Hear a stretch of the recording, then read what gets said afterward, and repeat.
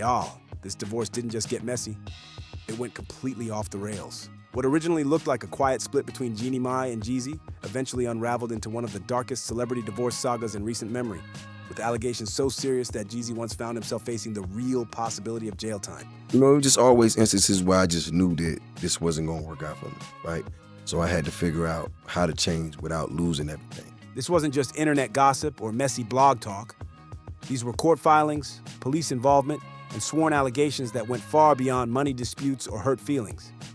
And at the center of it all, Jeannie Mai accused Jeezy of domestic violence, reckless behavior, and repeatedly violating court orders, claims that, at the time, carried potential criminal consequences. It all traces back to when Jeezy filed for divorce in 2023, a move that reportedly blindsided Jeannie. Publicly, she appeared heartbroken and confused, still defending the marriage and expressing hope for reconciliation. Behind the scenes, however, it later came out that Jeezy had already signed and notarized the divorce papers months before filing, while continuing to appear publicly as a devoted husband and father. That revelation alone shifted public opinion, but the situation escalated rapidly.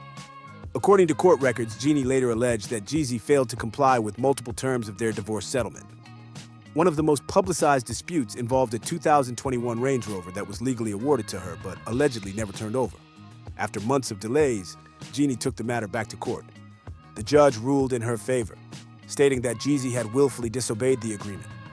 Not misunderstood it, not delayed accidentally, but knowingly ignored it. The court even warned that continued non-compliance could result in contempt charges, opening the door to possible jail time.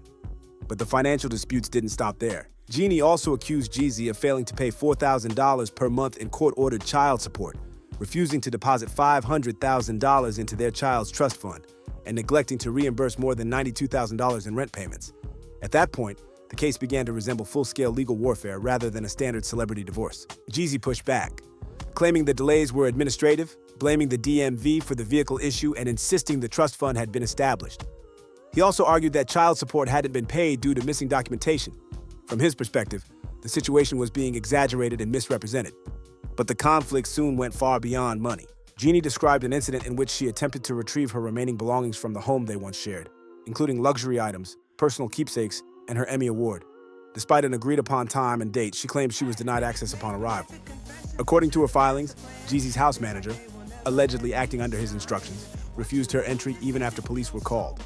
When officers warned that a court order was being violated, new restrictions were allegedly imposed, including requiring NDAS for anyone assisting Jeannie. When she finally regained access, she claimed her belongings were severely damaged, soaked boxes, rodent infestations, and personal items ruined beyond repair. She described the scene as distressing and symbolic of how little regard she felt was shown for her safety and property. That incident marked a turning point.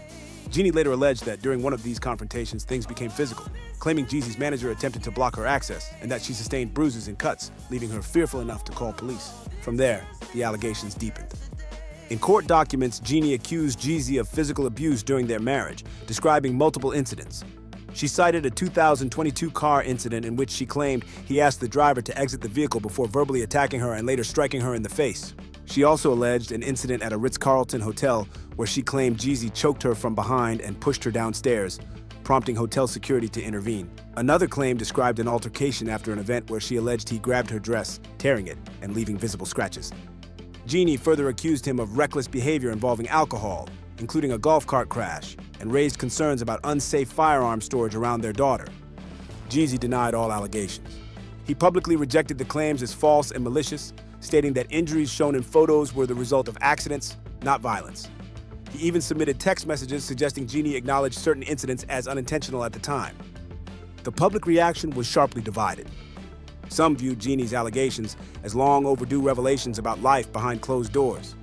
Others believed the accusations were retaliatory, fallout from a divorce that left her blindsided and hurt.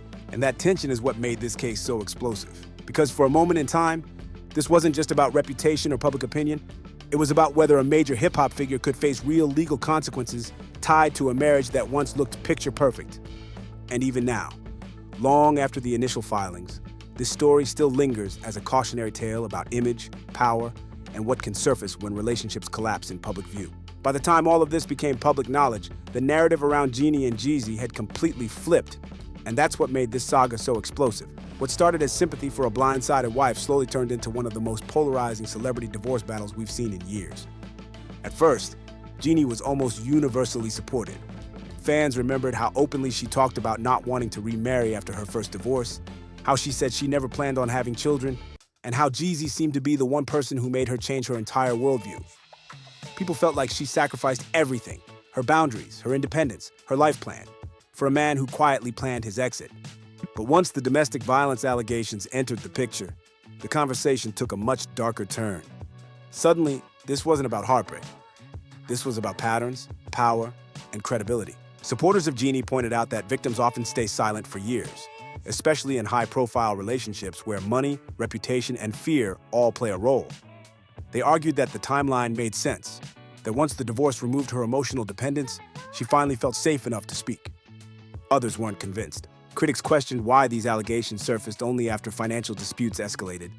They pointed to the repeated court filings over cars, money, and property, and asked whether this was about accountability or leverage. Online, people started using phrases like legal pressure and character assassination, and the internet split clean down the middle. Team Jeannie versus Team Jeezy. Jeezy's defense leaned heavily on consistency. He denied everything, emphasized text messages that appeared to show mutual acknowledgement of accidents, and framed Jeannie's claims as revisionist history, incidents being reinterpreted years later under the emotional weight of divorce. And the golf cart crash became central to that defense. Jeezy argued that photos presented as evidence of abuse were actually injuries from that crash, pointing to messages where Jeannie herself discussed swelling, healing, and drinking being a shared issue. To his supporters, those texts undermined the DV narrative. But Jeannie's legal filings painted a broader picture. Not just isolated moments, but a pattern of fear, control, and escalation. She didn't just allege physical harm.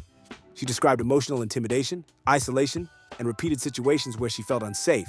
That distinction mattered, because courts don't just look at single incidents, they look at behavioral patterns. And suddenly, every story from the marriage was being re-examined. The sudden mood changes, the power imbalance, the secrecy around the divorce filing, the control over property access. Even the NDA demand during the belongings retrieval raised eyebrows.